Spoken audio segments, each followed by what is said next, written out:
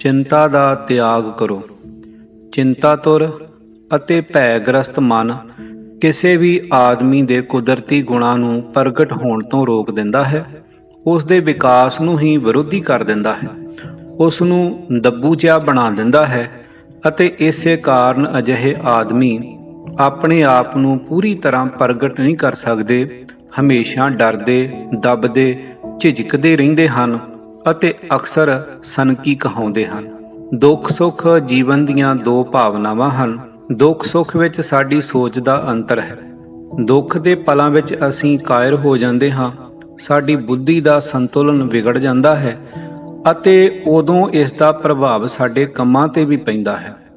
ਸਾਡਾ ਚੱਲਦਾ ਕੰਮ ਪ੍ਰਭਾਵਿਤ ਹੁੰਦਾ ਹੈ ਅਤੇ ਅਸੀਂ ਪਛੜ ਜਾਂਦੇ ਹਾਂ। ਜਦੋਂ ਅਸੀਂ ਕਿਸੇ ਗੰਭੀਰ ਸੰਕਟ ਵਿੱਚ ਪੈ ਜਾਂਦੇ ਹਾਂ ਤਾਂ ਸਾਡੇ ਸਰੀਰ ਵਿੱਚ ਦੁੱਖ ਦੇ ਪਲ ਆ ਜਾਂਦੇ ਹਨ। ਚਿੰਤਾਵਾਂ ਨੇ ਸਾਨੂੰ ਆਦ ਬੁਝਿਆ ਤਾਂ ਅਸੀਂ ਕੰਮ ਪੱਖੋਂ ਲਗਾਤਾਰ ਪਛੜਨ ਲੱਗਦੇ ਹਾਂ।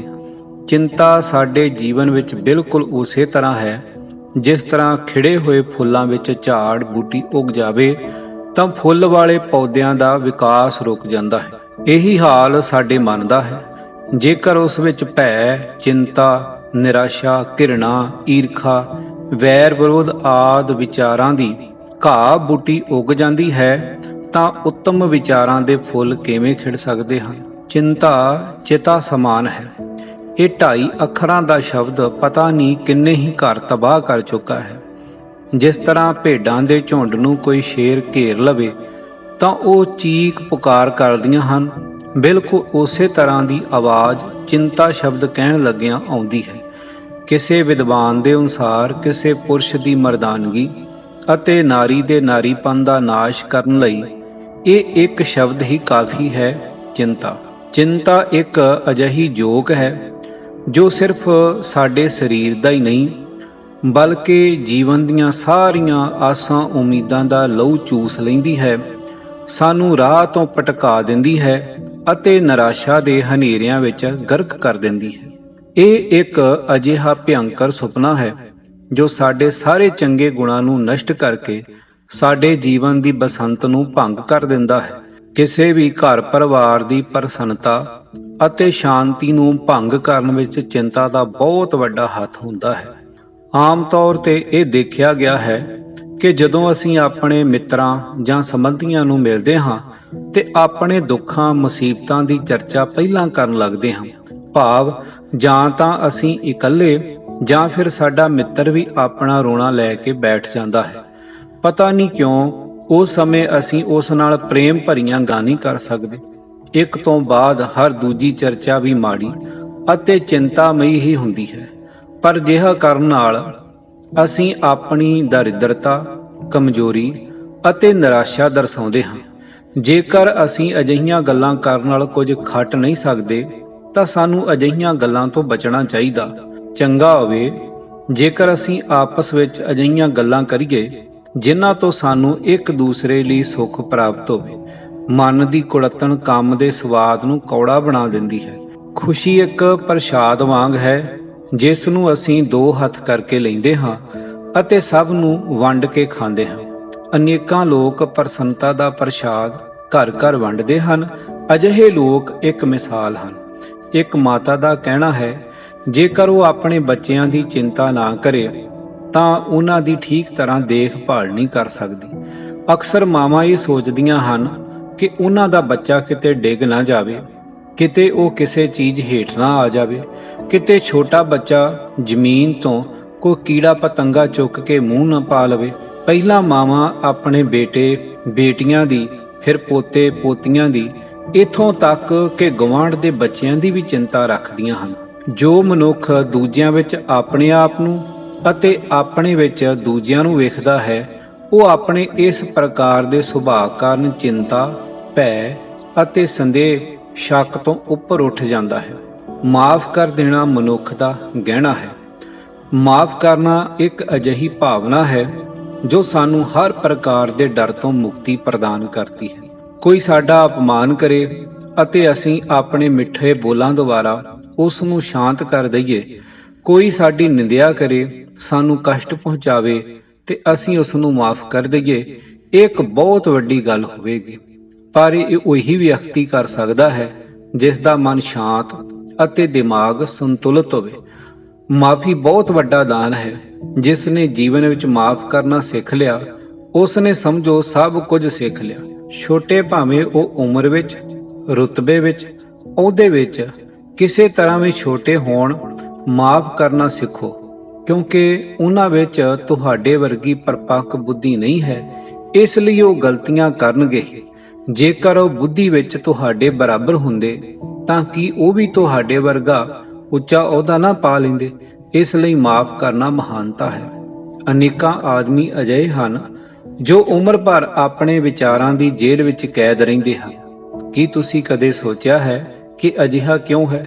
ਕਿਉਂਕਿ ਉਸ ਦੇ ਦਰਵਾਜ਼ੇ ਤੇ ਡਰ, ਚਿੰਤਾ, ਭੈ ਦੇ ਤਾਲੇ ਲੱਗੇ ਹੁੰਦੇ ਹਨ। ਉਹ ਮਨੁੱਖ ਕਦੇ ਵੀ ਆਪਣੇ ਆਪ ਅਜਿਹੇ ਬੰਦੀ ਗ੍ਰਹਿ ਵਿੱਚੋਂ ਨਿਕਲਣ ਦਾ ਯਤਨ ਨਹੀਂ ਕਰਦੇ। ਲੇਕਿਨ ਜੇ ਅਸੀਂ ਅੱਗੇ ਵਧਣਾ ਹੈ ਤਾਂ ਅਜਿਹੇ ਮਾੜੇ ਅਤੇ ਦੂਸ਼ਿਤ ਵਿਚਾਰਾਂ ਦਾ ਤਿਆਗ ਕਰਕੇ ਉન્નਤੀ ਕਰ ਸਕਦੇ ਹਾਂ। ਇਹ ਕਲਾ ਸਭ ਨੂੰ ਨਹੀਂ ਆਉਂਦੀ, ਪਰ ਜਿਨ੍ਹਾਂ ਨੂੰ ਆਉਂਦੀ ਹੈ ਉਹ ਅਜਿਹਾ ਕਰਕੇ ਆਪਣੇ ਸੰਗੀ ਸਾਥੀਆਂ ਦਾ ਵੀ ਭਲਾ ਕਰ ਸਕਦੇ ਹਨ। ਚਿੰਤਾ ਦੀ ਜਨਨੀ ਚਿੰਤਾ। ਇੱਕ ਚਿੰਤਾ ਦੂਜੀ ਨੂੰ, ਦੂਜੀ ਤੀਜੀ ਨੂੰ, ਤੇ ਇਸੇ ਤਰ੍ਹਾਂ ਕਈ ਚਿੰਤਾਵਾਂ ਜਨਮ ਲੈ ਲੈਂਦੀਆਂ ਹਨ, ਜੋ ਕਿ ਕਈ ਵਾਰ ਤਾਂ ਪੂਰੇ ਪਰਿਵਾਰ ਨੂੰ ਪ੍ਰਭਾਵਿਤ ਕਰਦੀਆਂ ਹਨ। ਕਈ ਲੋਕ ਹਰ ਸਮੇਂ ਮੌਤ ਦੀ ਚਿੰਤਾ ਹੀ ਕਰਦੇ ਰਹਿੰਦੇ ਹਨ। ਜਦੋਂ ਪਤਾ ਹੈ ਕਿ ਮੌਤ ਇੱਕ ਅਟੱਲ ਸੱਚਾਈ ਹੈ, ਫਿਰ ਚਿੰਤਾ ਕਿਉਂ? ਅਜਿਹਾ ਕਰਕੇ ਉਹ ਆਪਣੀ ਉਮਰ ਦੇ ਕਈ ਸਾਲ ਘਟਾ ਲੈਂਦੇ ਹਨ। ਚਿੰਤਾ ਵਿੱਚ ਡੁੱਬੇ ਰਹਿਣ ਨਾਲ ਤੁਹਾਡਾ ਉਹ ਕੰਮ ਜੋ ਵਿਗੜ ਚੁੱਕਿਆ ਹੈ ਸੰਵਰ ਨਹੀਂ ਜਾਵੇਗਾ। ਨਾ ਚਿੰਤਾ ਕਰਨ ਨਾਲ ਹੋਏ ਨੁਕਸਾਨ ਦੀ ਭਰਪਾਈ ਹੋ ਸਕੇਗੀ। ਜੇਕਰ ਨਹੀਂ ਤਾਂ ਚਿੰਤਾ ਕਿਉਂ? ਯਾਦ ਰੱਖਣਾ ਚਾਹੀਦਾ ਹੈ ਕਿ ਇਹ ਚਿੰਤਾ ਹੀ ਹੈ ਜੋ ਕੰਮ ਕਰਨ ਦੀ ਸ਼ਕਤੀ, ਇੱਥੋਂ ਤੱਕ ਕਿ ਤੁਹਾਡੀ ਸਮਰੱਥਾ ਨੂੰ ਵੀ ਨਸ਼ਟ ਕਰ ਸਕਦੀ ਹੈ। ਮਨੁੱਖੀ ਤਰੱਕੀ ਨੂੰ ਰੋਕਣ ਲਈ ਸਭ ਤੋਂ ਵੱਡੀ ਰੁਕਾਵਟ ਚਿੰਤਾ ਹੈ। ਚਿੰਤਾ ਕਰਨ ਨਾਲ ਮਨੁੱਖ ਦੀ ਕਾਰਜ ਕੁਸ਼ਲਤਾ ਹੀ ਨਸ਼ਟ ਨਹੀਂ ਹੁੰਦੀ, ਸਗੋਂ ਪੂਰੀ ਤਰ੍ਹਾਂ ਖਤਮ ਵੀ ਹੋ ਜਾਂਦੀ ਹੈ। ਉਸ ਸਮੇਂ ਚਿੰਤਾ ਸਾਨੂੰ ਕਮਜ਼ੋਰ ਕਰ ਦਿੰਦੀ ਹੈ ਜਦੋਂ ਸਾਨੂੰ ਸ਼ਕਤੀ ਦੀ ਲੋੜ ਸਭ ਤੋਂ ਵੱਧ ਹੁੰਦੀ ਹੈ। ਉਂਝ ਤਾਂ ਸਾਨੂੰ ਕੋਈ ਵੀ ਕੰਮ ਕਰਨ ਲਈ ਇਕਾਗਰਤਾ ਦੀ ਲੋੜ ਹੁੰਦੀ ਹੈ, ਪਰ ਰਚਨਾਤਮਕ ਕੰਮ ਕਰਨ ਲਈ ਇਸ ਦੀ ਲੋੜ ਸਭ ਤੋਂ ਵੱਧ ਹੁੰਦੀ ਹੈ। ਜਿਸ ਸਮੇਂ ਮਨ ਵਿੱਚ ਚਿੰਤਾ, ਫਿਕਰ, ਭੈ, ਡਰ ਭਰਿਆ ਹੁੰਦਾ ਹੈ, ਉਸ ਸਮੇਂ ਮਨੁੱਖ ਕੋਈ ਵੀ ਚੰਗਾ ਕੰਮ ਨਹੀਂ ਕਰ ਸਕਦਾ। ਕੰਮ ਨੂੰ ਪੂਰੀ ਸ਼ਕਤੀ ਨਾਲ ਕਰਨ ਲਈ ਮਨੁੱਖ ਦਾ ਭੈ ਮੁਕਤ ਹੋਣਾ ਬਹੁਤ ਜ਼ਰੂਰੀ ਹੈ। ਕੁਝ ਲੋਕ ਨਿਰਾਸ਼ਾਵਾਦੀ ਹੁੰਦੇ ਹਨ। ਉਹ ਕਦੇ ਵੀ ਚਾਨਣਾ ਪੱਖ ਨਹੀਂ ਦੇਖਦੇ। ਉਹਨਾਂ ਨੂੰ ਹਰ ਕੰਮ ਵਿੱਚ ਰੁਕਾਵਟਾਂ ਹੀ ਰੁਕਾਵਟਾਂ ਨਜ਼ਰ ਆਉਂਦੀਆਂ ਹਨ। ਉਹ ਕਿਸੇ ਵੀ ਚੀਜ਼ ਨੂੰ ਵੇਖ ਕੇ ਭੈ ਭੀਤ ਹੋ ਜਾਂਦੇ ਹਨ। ਉਹਨਾਂ ਨੂੰ ਤਾਂ ਇਹ ਵੀ ਨਹੀਂ ਪਤਾ ਲੱਗਦਾ ਕਿ ਅਜਿਹੀ ਸੋਚ ਨਾਲ ਉਹਨਾਂ ਦੇ ਸਰੀਰਕ ਸੰਤੁਲਨ ਨੂੰ ਕਿੰਨੀ ਹਾਨੀ ਹੋ ਸਕਦੀ ਹੈ। ਉਹ ਜੀਵਨ ਦੀ ਦੌੜ ਵਿੱਚ ਪਛੜ ਜਾਂਦੇ ਹਨ ਤੇ ਤਰੱਕੀ ਦੇ ਰਾਹ ਤੇ ਨਹੀਂ ਚੱਲ ਸਕਦੇ। ਚਿੰਤਾ ਛਲਾਵਾ ਹੈ। ਜਦੋਂ ਤੱਕ ਇਨਸਾਨ ਦਾ ਮਨ ਸ਼ਾਂਤ ਨਹੀਂ ਹੈ, ਉਹ ਕੋਈ ਵੀ ਸਧਾਰਨ ਕੰਮ ਵੀ ਪ੍ਰਭਾਵਸ਼ਾਲੀ ਢੰਗ ਨਾਲ ਨਹੀਂ ਕਰ ਸਕਦਾ। ਉਹ ਕਿਸੇ ਰਚਨਾਤਮਕ ਵਿਚਾਰ ਨੂੰ ਜਨਮ ਨਹੀਂ ਦੇ ਸਕਦਾ। ਭੈ ਸਾਡੇ ਮਨ ਅਤੇ ਦਿਮਾਗ ਨੂੰ ਵੀ ਚਿੰਤਾਜਨਕ ਬਣਾਉਂਦਾ ਹੈ। ਇਹ ਸਾਡੀ ਸ਼ਕਤੀ ਨੂੰ ਵੀ ਘੱਟ ਕਰਦਾ ਹੈ। ਜੇਕਰ ਇੱਕ ਵਪਾਰੀ ਦਾ ਦਿਵਾਲਾ ਨਿਕਲ ਜਾਵੇ ਤੇ ਉਹ ਆਪਣੀ ਬਚੀ ਹੋਈ ਪੂੰਜੀ ਨੂੰ ਬੈਂਕ ਵਿੱਚੋਂ ਕੱਢ ਕੇ ਨਾਲੇ ਵਿੱਚ ਸੁੱਟ ਦੇਵੇ ਤਾਂ ਅਸੀਂ ਉਸ ਨੂੰ ਪਾਗਲ ਹੀ ਕਵਾਂਗੇ। ਪਰ ਤੁਸੀਂ ਕਿਤੇ ਉਸ ਤੋਂ ਵੱਧ ਪਾਗਲ ਹਾਂ, ਜਿਹੜੇ ਕਾਲਪਨਿਕ ਮੁਸੀਬਤਾਂ ਦੀ ਹੀ ਚਿੰਤਾ ਵਿੱਚ ਡੁੱਬੇ ਰਹਿੰਦੇ ਹਨ। ਅਸਲ ਵਿੱਚ ਆਈ ਹੋਈ ਮੁਸੀਬਤ ਦੀ ਚਿੰਤਾ ਵੀ ਹਾਨੀਕਾਰਕ ਹੈ, ਫਿਰ ਕਾਲਪਨਿਕ ਤਾਂ ਕਾਲਪਨਿਕ ਹੈ। ਮਨੁੱਖ ਤੇ ਅਸਲ ਵਿੱਚ ਆਈ ਮੁਸੀਬਤ ਦਾ ਬਹੁਤ ਹੀ ਧੀਰਜ ਅਤੇ ਉਤਸ਼ਾਹ ਨਾਲ ਮੁਕਾਬਲਾ ਕਰਨਾ ਚਾਹੀਦਾ ਹੈ। ਇਹੀ ਸਮਾਂ ਹੁੰਦਾ ਹੈ ਜਦੋਂ ਮਨੁੱਖ ਆਪਣੀ ਯੋਗਤਾ ਦਾ ਪ੍ਰਯੋਗ ਕਰਦਾ ਹੈ। ਜਦੋਂ ਅਸੀਂ ਆਪਣੇ ਕੰਮ ਨੂੰ ਛੱਡ ਕੇ ਚਿੰਤਾ ਵਿੱਚ ਡੁੱਬੇ ਰਹਿੰਦੇ ਹਾਂ ਤਾਂ ਆਪਣੀ ਕੰਮ ਦੀ ਗਤੀ ਰੋਕਦੇ ਹਾਂ। ਇਨਸਾਨ ਕਦੇ ਵੀ ਚਿੰਤਾ ਵਿੱਚ ਨਾ ਡੁੱਬੇ ਜੇਕਰ ਉਸ ਨੂੰ ਇਸ ਗੱਲ ਦਾ ਗਿਆਨ ਹੋਵੇ ਕਿ ਚਿੰਤਾ ਦਿਮਾਗ ਨੂੰ ਸੁੰਨ ਕਰਦੀ ਹੈ, ਕੰਮ ਦੀ ਗਤੀ ਰੋਕਦੀ ਹੈ, ਪ੍ਰਗਤੀ ਵਿੱਚ ਰੁਕਾਵਟ ਪੈਦਾ ਕਰਦੀ ਹੈ, ਮਨ ਅਤੇ ਦਿਮਾਗ ਨੂੰ ਸੁੰਨ ਕਰ ਦਿੰਦੀ ਹੈ, ਸਿਹਤ ਡਿੱਗਣ ਲੱਗ ਜਾਂਦੀ ਹੈ, ਪੈਸੇ ਧੇਲੇ ਦੀ ਹਾਨੀ ਹੋਣ ਲੱਗ ਜਾਂਦੀ ਹੈ ਆਦਿ। ਚਿੰਤਾ ਨਾਲ ਸਮੱਸਿਆ ਦਾ ਹੱਲ ਨਹੀਂ। ਜਦੋਂ ਇਨਸਾਨ ਨੂੰ ਕਿਸੇ ਗੱਲ ਦੀ ਚਿੰਤਾ ਹੁੰਦੀ ਹੈ, ਉਹ ਸੌਂ ਨਹੀਂ ਸਕਦਾ। ਸਾਰੀ ਰਾਤ ਕਰਵਟਾਂ ਬਦਲਦਿਆਂ ਲੰਘ ਜਾਂਦੀ ਹੈ। ਕਈ ਦਿਨਾਂ ਮਗਰੋਂ ਉਹ ਆਪ ਹੀ ਮਹਿਸੂਸ ਕਰਦਾ ਹੈ ਕਿ ਸਮੱਸਿਆਵਾਂ ਤਾਂ ਉੱਥੇ ਦੀਆਂ ਉੱਥੇ ਹੀ ਖੜੀਆਂ ਹਨ, ਪਰ ਸੋਚ-ਸੋਚ ਕੇ ਮਨ ਅਤੇ ਸਰੀਰ ਦੋਵੇਂ ਥੱਕ ਗਏ ਹਨ। ਚਿੰਤਾ ਨਾਲ ਕੋਈ ਸਮੱਸਿਆ ਸੁਲਝਦੀ ਨਹੀਂ, ਸਗੋਂ ਤਾਣਾ ਉਲਝਦਾ ਹੀ ਜਾਂਦਾ ਹੈ। ਅਜਿਹੀ ਸਥਿਤੀ ਵਿੱਚ ਇਹ ਸੋਚਣਾ ਚਾਹੀਦਾ ਹੈ ਕਿ ਚਿੰਤਾ ਨੂੰ ਮਨ ਵਿੱਚ ਥਾਂ ਦੇਣੀ ਠੀਕ ਹੈ। ਦਿਮਾਗ ਦੇ ਉਹ ਸੂਖਮ ਤੰਤੂ ਜਿਨ੍ਹਾਂ ਨੂੰ ਚਿੰਤਾ ਨੇ ਸਤਾ ਰੱਖਿਆ ਹੈ, ਆਪਣੇ ਕੰਮ ਕਿਸ ਪ੍ਰਕਾਰ ਨਾਲ ਠੀਕ ਢੰਗ ਨਾਲ ਕਰ ਸਕਣਗੇ। ਸਹੀ ਢੰਗ ਨਾਲ ਕੀਤੇ ਹੋਏ ਕੰਮ ਦਾ ਅਰਥ ਸੰਤੁਲਿਤ ਢੰਗ ਨਾਲ ਕੀਤਾ ਹੋਇਆ ਕੰਮ ਹੈ। ਇਸ ਲਈ ਮਨੁੱਖ ਦੇ ਮਨ ਅਤੇ ਸਰੀਰ ਦੋਵਾਂ ਨੂੰ ਸੰਤੁਲਿਤ ਹੋਣਾ ਚਾਹੀਦਾ ਹੈ।